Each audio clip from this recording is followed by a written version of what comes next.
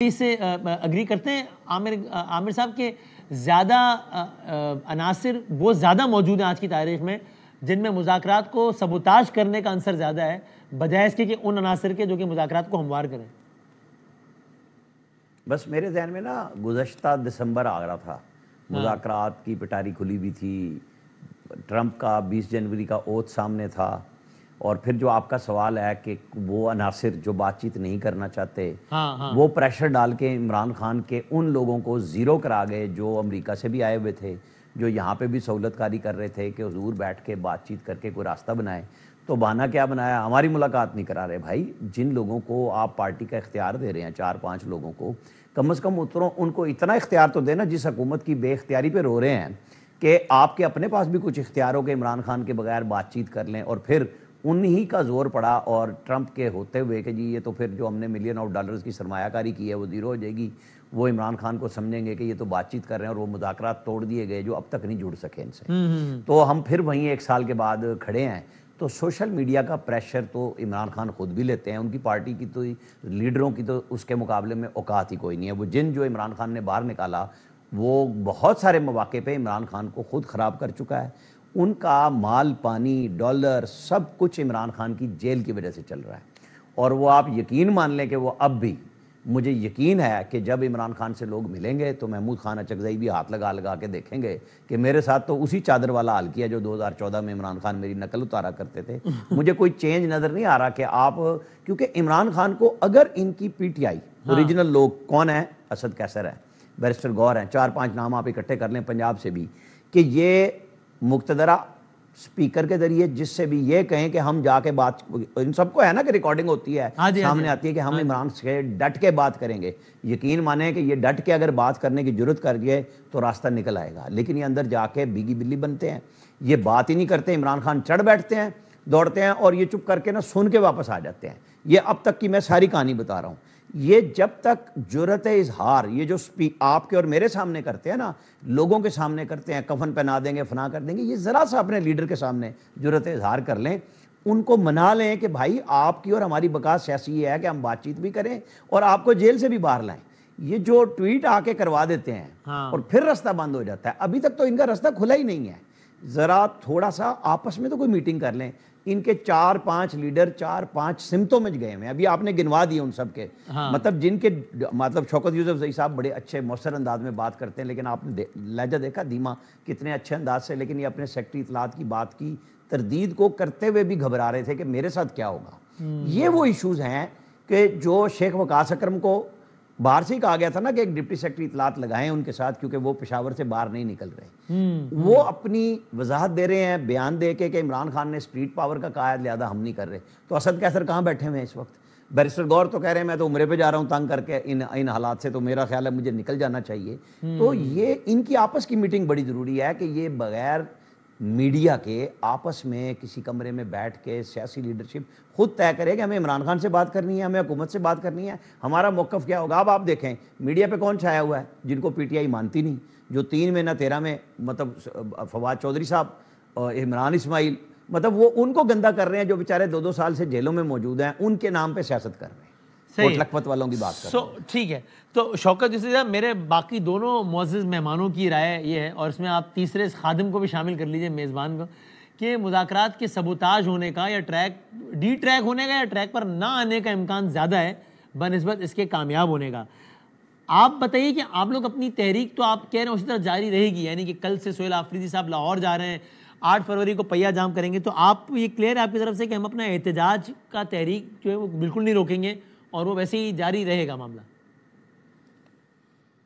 دیکھیں بادامی صاحب، یہ ڈیپینڈ کرتا ہے حکومت کے ایٹیٹیوڈ کے اوپر۔ دیکھیں ایک طرف پرائم منسٹر جو ہے وہ دعوت تو دے رہے ہیں نا مذاکرات کے، لیکن آپ دیکھیں کہ ان کے جو وزراء صاحبان ہیں ان کا لب و لہجہ دیکھیں، وہ جس طریقے سے انتشاری پتہ نہیں کیا کیا وہ کہتے رہتے ہیں، تو اس سے تو ماحول خراب ہی لگ رہا ہے مجھے۔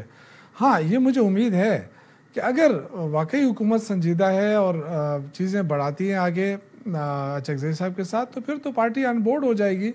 جو چیزیں ہم دیکھ رہے ہیں کہ یہ جو ظلم زیادتیاں ہو رہی ہیں یہ ختم کرے, ماحول بہتر بنائے مذاکرات کے لیے. کوئی دیکھیں ہم اور اگر حکومت نے آپ سے کسی موقع پہ کہا کہ بھائی جان ہم بھی ماحول بہتر بناتے ہیں لیکن آپ بھی ماحول بہتر بناؤ اور کم از کم 2 کام کرو, ایک یہ کہ خان صاحب کے اپنے اکاؤنٹ سے سخت ترین ٹویٹس نہ آئیں, اور دوسرا جن اکاؤنٹ سے سخت ترین ٹویٹس آتی ہیں ان سے لا تعلقی کرے پی ٹی آئی.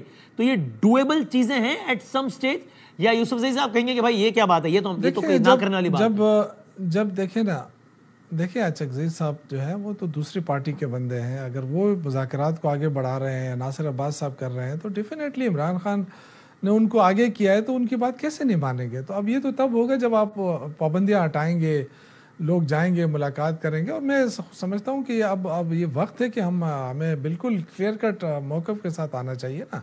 یہ دیکھیں جو بھی اگر کوئی کہتا ہے کہ جی مذاکرات نہیں کرتے تو کیا کریں گے, اگر ہم نے صرف لڑائی کرنا ہے تو ڈر یہ لگا ہوا ہے کہ مذاکرات کہیں پہنچے بھی تو ایک دن خچانہ خان صاحب کو کچھ ہو جانا ہے, غصہ آ جانا ہے, انہوں نے کوئی ٹویٹ ڈاک دینا ہے, میں عرض کرتا ہوں انہوں نے کسی کو کہہ دینا ہے یار شوکت تم باہر جا کے ٹویٹ کرو, اور ٹیبل الٹ دینی ہے انہوں نے مذاکرات. دیکھیں بادامی صاحب 2 چیزیں ہیں. دیکھیں ہم سارے پولیٹیکل ورکر ہیں. اگر دیکھیں نا, اگر آپ یہ کہتے ہیں کہ جی کوئی احتجاج نہیں ہوگا تو یہ غلط ہے, کیونکہ جمہوریت کے اندر احتجاج کو بند کرنا یہ کوئی تک نہیں بنتا ہے. لیکن آپ اگر یہ کہیں کہ جی ہم بات بھی نہیں مانتے ہیں, ہم آپ کو اسپیس بھی نہیں دیتے ہیں, اور آپ جو ہے نا کچھ کریں گے بھی نہیں, تو ایسا بھی نہیں ہوتا. اس سے ماحول خراب ہوتا ہے. میں تو یہ عرض کرتا ہوں کہ ماحول کو بہتر بنانے میں حکومت بڑا اہم رول ادا کر سکتی ہے. یہ موقع ہے, کیونکہ دیکھیں ملک کو ہم کس نہج پہ لے جا چکے ہیں. اس کے بعد بھی ہم یہ سوچ رہے ہیں کہ جی ہم ذاتی انا ذاتی وہ ساری چیزیں ایک طرف رکھنی پڑیں گی.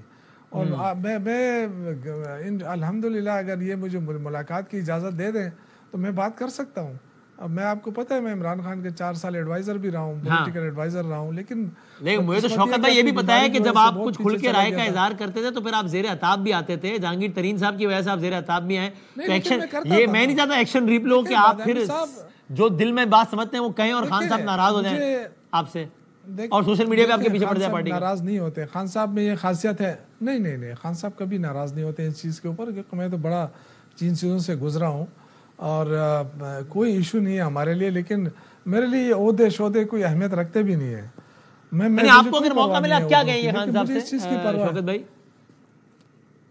دیکھیں یہ تو ماحول کے اوپر ڈیپینڈ کرتا ہے نا. جب اگر آپ باہر ماحول ٹھیک ہے تو بات دھڑاک سے کر سکتا ہوں میں.